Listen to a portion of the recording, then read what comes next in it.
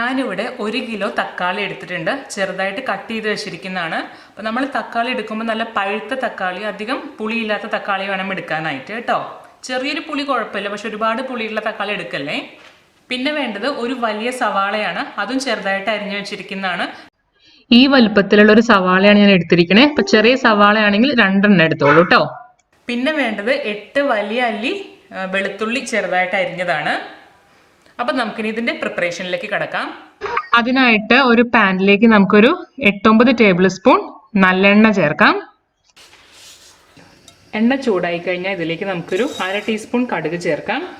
ഒന്ന് പൊട്ടി വരട്ടെ. ഇപ്പൊ നമ്മുടെ കടുക് പൊട്ടാൻ തുടങ്ങിയിട്ടുണ്ട്. ഇനി നമുക്കിതിലേക്ക് 1 ടീസ്പൂൺ ഉഴുന്നുപരിപ്പ് ചേർക്കാം. ഒന്ന് സോട്ട് ചെയ്ത് കൊടുക്കുക. ഫ്യൂ സെക്കൻഡ്സ് മതി. ഇനി നമുക്കിതിലേക്ക് കട്ട് ചെയ്ത് വെച്ചിരിക്കുന്ന വെളുത്തുള്ളി ചേർക്കാം. വെളുത്തുള്ളിയും കൂടി ചേർത്തിട്ട് നമുക്ക് ഏകദേശം 1 മിനിറ്റ് ഒന്ന് വഴറ്റി കൊടുക്കാം.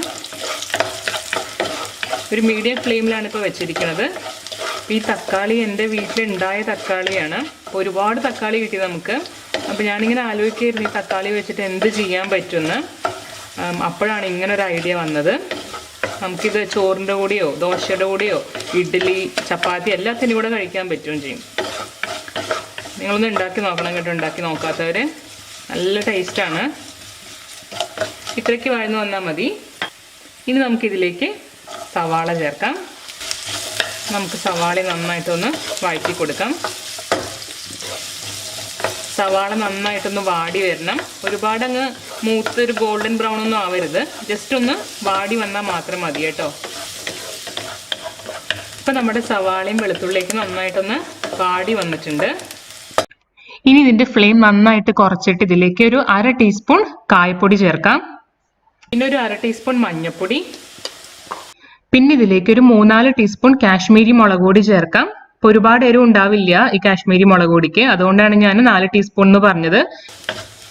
നിങ്ങളുടെ അടുത്ത് കാശ്മീരി മുളക് പൊടി ഇല്ല എന്ന് വെച്ചാൽ സാധാരണ മുളക് പൊടി ചേർക്കുക.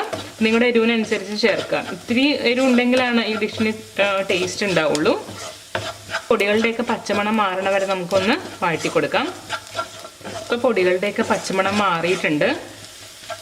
ഇനി നമുക്കിതിലേക്ക് കട്ട് ചെയ്ത് വെച്ചിരിക്കുന്ന തക്കാളി ചേർക്കാം. പിന്നെ ആവശ്യത്തിന് ഉപ്പ് ചേർക്കാം. നമ്മൾ ഈ തക്കാളി കാണുമ്പോൾ ഇത് ഒരുപാടുണ്ടല്ലോ എന്ന് വിചാരിക്കും, പക്ഷെ ഇത് വെന്ത് വരുമ്പോൾ കുറച്ചേ ഉണ്ടാവുള്ളൂ. അപ്പം അതുകൊണ്ട് ഒരുപാട് ഉപ്പ് ചേർക്കരുത് കേട്ടോ. ആദ്യം കുറച്ച് ഉപ്പ് ചേർത്താൽ മതി. ഒന്ന് മിക്സ് ചെയ്ത് കൊടുക്കാം. ഇനി നമുക്കിത് അടച്ച് വെച്ച് ഒരു മീഡിയം ഫ്ലെയിമിൽ ഒരു 4 മിനിറ്റ് വേവിക്കാം. അപ്പോഴേക്കും തക്കാളിയൊക്കെ ആവശ്യത്തിന് വെന്ത് വരും. ഇപ്പം ഏകദേശം ഒരു 4 മിനിറ്റ് ആയിട്ടുണ്ട്. നമുക്കിതൊന്ന് തുറന്ന് നോക്കാം. അപ്പം നമ്മുടെ ടൊമാറ്റോ ഒക്കെ കുക്കായിട്ടുണ്ട്. ഇനി നമുക്കിതൊന്ന് തുറന്ന് വെച്ച് ഏകദേശം ഒരു 15-20 മിനിറ്റ് കുക്ക് ചെയ്യാം.